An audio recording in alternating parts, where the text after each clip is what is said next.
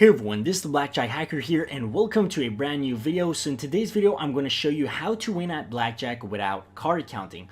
So as you all know, usually a lot of professional blackjack players use card counting to actually beat the casino in the long run and make loads of profits. But I actually developed a strategy that can still make you actually win at blackjack without using the card counting strategy. And this is useful for people who are still learning how to card count perfectly and more effectively, because it takes time to really master card counting and really do it effectively. So this is really an alternative for people who are still learning how to card count. So step number one is to play with basic strategy. I always mention this in every single of my videos because basic strategy is just the basic most important rule to apply when you're playing blackjack, okay? And the reason why is because it literally is a chart that tells you the optimal way to play every hand dealt to you when the only information you have is your hand and the dealer's up card. So for example, the chart will tell you what is the best action to do in every starting hand you have versus a dealer. Okay, so for example, you have a 16 versus a dealer's 10. Well, basic strategy tells you to hit. Okay, that's the best action to do, and that will save you usually a lot of money and a lot of losing hands.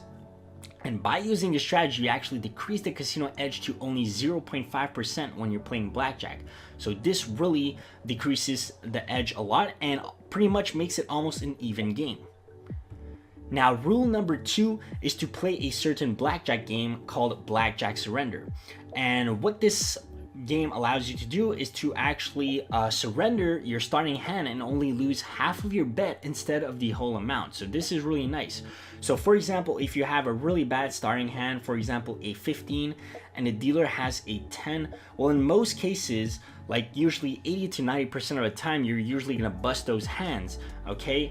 And basically what Blackjack Surrender allows you to do is that instead of hitting, you can use the surrender option, and that will automatically make you lose the hand. But instead of losing, for example, you bet $100, instead of losing the whole 100, you're only gonna lose $50. So this really saves you a lot of money and increases your edge.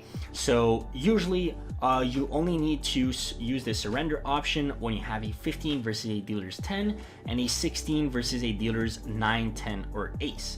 And with this game, if you apply it perfectly, the casino will only have a 0.5% edge on you.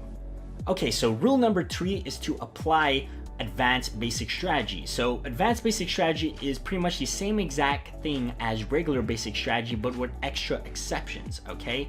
Now, like usually when basic strategy tells you to hit on a 16 versus a dealer's 10, well, it's actually not always the optimal way, okay? So what advanced basic strategy tells you to do is, for example, to stand on a 16 versus a dealer's 10 if the composition is 3 or more cards. So for example, if you're 16, I don't know, let's say your first two cards is an 8 and a 2, so you have a 10 right now, so then you would hit that, and let's say the next card is a 6. Well, your 16 is composed with 3 cards, and what this tells you is that usually if it is composed with 3 or more cards, the majority of the cards are small cards. So the next card you're gonna hit, it's usually gonna be a high card, okay? And that's the reason why you want to stay, because in most cases you're probably gonna bust, and that's why it's just better to stay in that case. But for example, if your starting hand is 10 and 6, this is 2 cards. So if you have a 16 versus a dealer's 10, which is composed by 2 cards, then you need to hit. But as soon as it's 3 or more cards, it is actually recommended to stay because it gives you an extra edge. Also, you must stand on a soft 18 versus a dealer's ace if the composition is 3 or more cards. And by using this strategy, you can actually decrease the casino edge by an extra 0.10%. So pretty much now you're almost at an even game. So rule number 4 is to play in the last position. Yes guys, playing your last position with this strategy can actually help you a lot, because you can actually analyze the information and the cards that have been dealt to the players before you, and those cards can then tell you probably what the next card is going to come out. So I'll explain this on the whiteboard. So here we are on the whiteboard, guys, and as you can see, the guy in the last position has a 15 and the dealer's up card is a 10. Okay, so in most cases, usually basic strategy tells you to hit. Okay, but what actually getting in the last position can allow you to do is to actually get extra edge, because as you can see all the previous cards that have been dealt to the previous players before you.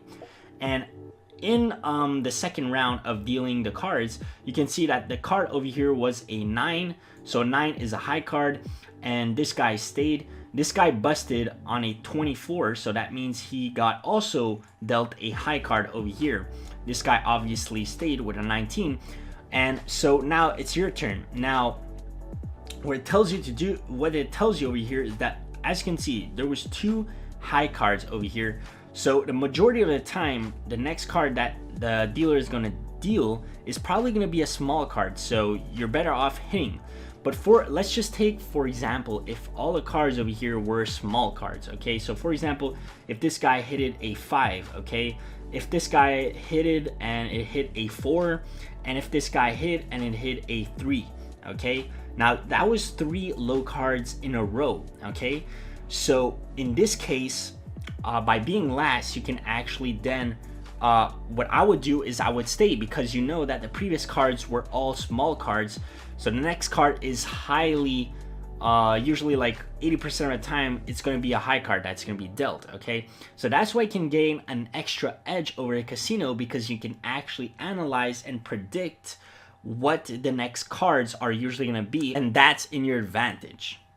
So the last and final rule to apply to beat the casino without card counting is to play with really good house rules. Okay, so you need to find a casino that offers 4 decks or less. Okay, now it's really rare these days, but there's actually a couple of them in the world that actually offer these kind of rules. Okay, and this is going to give you your extra edge over the casino, guys. Okay, if you apply this with the other rules I told you. Okay, because if you didn't know, the less decks there is in a shoe, the more advantage you have over the casino. And also, if you can also find a casino that actually allows you to resplit aces, that's even better. Okay, because resplitting aces gives you actually an extra edge as well. Okay, now I know it's really rare to find casinos with these kind of rules, but I think there is in Atlantic City and also in Vegas. But guys, if you actually ever went to a casino and found some casinos with these type of rules, make sure to comment down below, because this will allow other blackjack players to actually go to these casinos and actually, you know, have fun playing blackjack without actually card counting and actually beating the casino by getting a small edge. Okay, so this was pretty much it, guys.